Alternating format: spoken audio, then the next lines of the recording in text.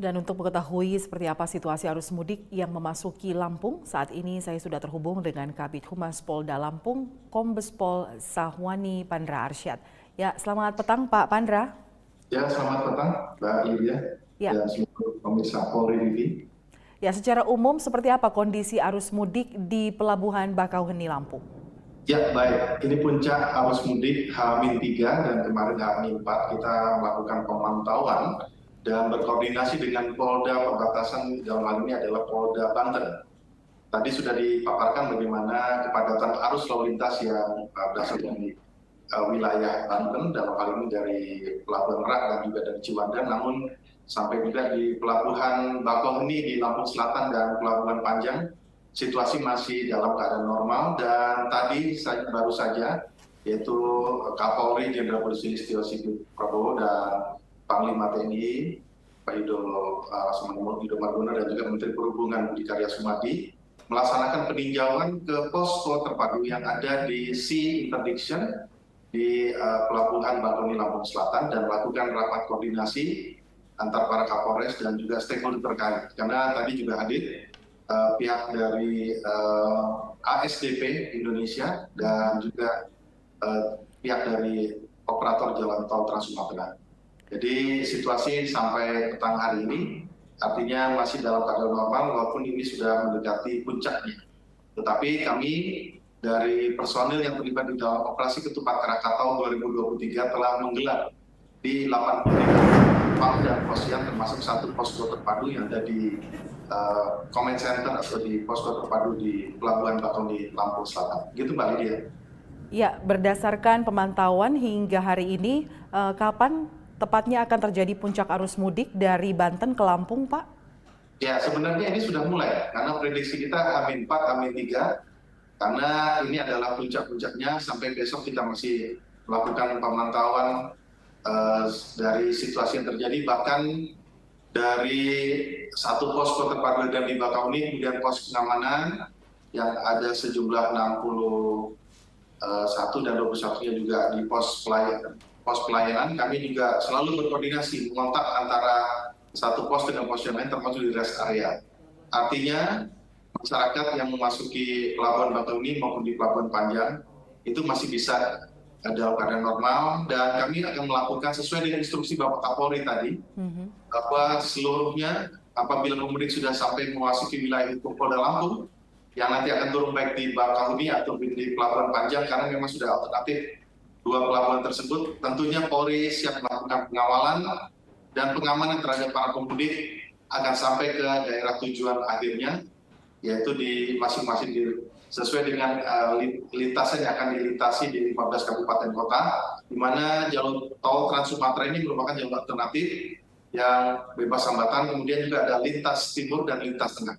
Kesemuanya akan kami kawal, sehingga para pemudik nantinya akan merasa aman dan mudik merasa berkesan. Begitu Mbak Lydia. Ya, kemudian selain menjaga keamanan dan juga kenyamanan para pemudik, seperti apa pengaturan untuk mengurai penumpukan kendaraan arus mudik, terutama di puncak arus mudik yang sudah terjadi saat ini? Ya, baik. Ini yang kami katakan dari 83 pos pengamanan, dari 83 pos pengamanan maupun pelayanan yang termasuk juga pos terpadu, ini mereka saling berkoordinasi. Kepala pos pengamanan dan juga pengendali dari satu wilayah Kapolres juga akan melakukan pemantauan.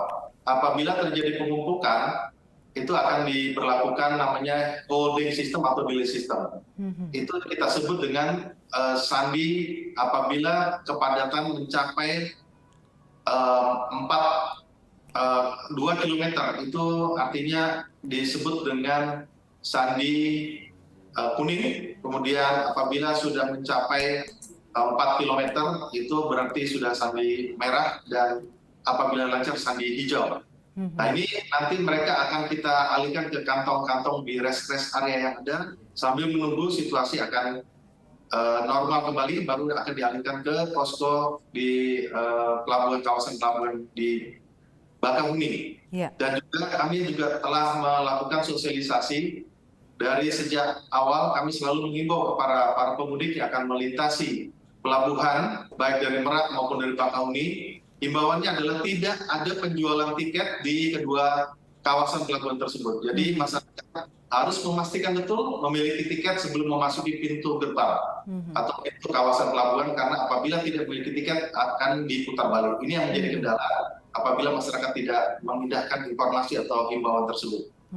Dan juga kepada warga masyarakat, kami selalu menghimbau apabila memerlukan bantuan Polri, silakan menghubungi di pos pengamanan ataupun pos pelayanan yang tersebar baik di lintasan yang akan dilewati, atau kontak langsung atau hubungi call center Polri Bebas Pulsa 110, dan juga mendownload aplikasi Polri Super Apps yang dapat didownload dari Play Store maupun iOS. Mungkin demikian Mbak Lydia himbauan kami.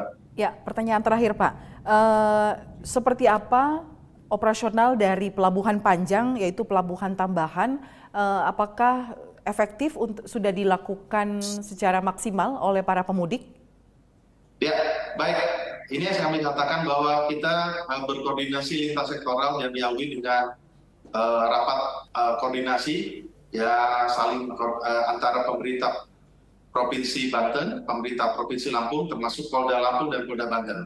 Dari rapat koordinasi tersebut juga kami sudah menghimbau kepada masyarakat dan sudah akan ada yang mengarahkan untuk kendaraan sepeda motor sebagaimana tadi dilaporkan melalui Polri TV, itu diarahkan ke Pelabuhan Ciwandan, Banten, dan nantinya juga ada yang bisa akan merapat atau bisa melalui Pelabuhan Bakauni atau melalui Pelabuhan Panjang yang di Kota Bandar Lampung. Jadi kesemuanya ini adalah bagaimana dapat mengatur keamanan, ketertiban, dan kelancaran lalu lintas, baik di lalu lintas di Jalan Tol Trans Sumatera, lalu lintas Timur dan Tengah, dan juga pelayaran sehingga tidak akan terjadi lagi penumpukan. Yang saat ini memang kami masih mengkonsentrasikan dari arus mudik, yang akan puncaknya ini adalah sampai H-1 ataupun esok hari. Tetapi setelah hari raya tentunya kami juga harus mengantisipasi terhadap arus balik, yaitu dari Sumatera menuju ke Jawa. Begitu Mbak Lydia. Baik, terima kasih Kombes Pol Zahwani Pandra Arsyad yang sudah bergabung bersama kami di Presisi Petang. Salam presisi. Terima kasih, salam presisi.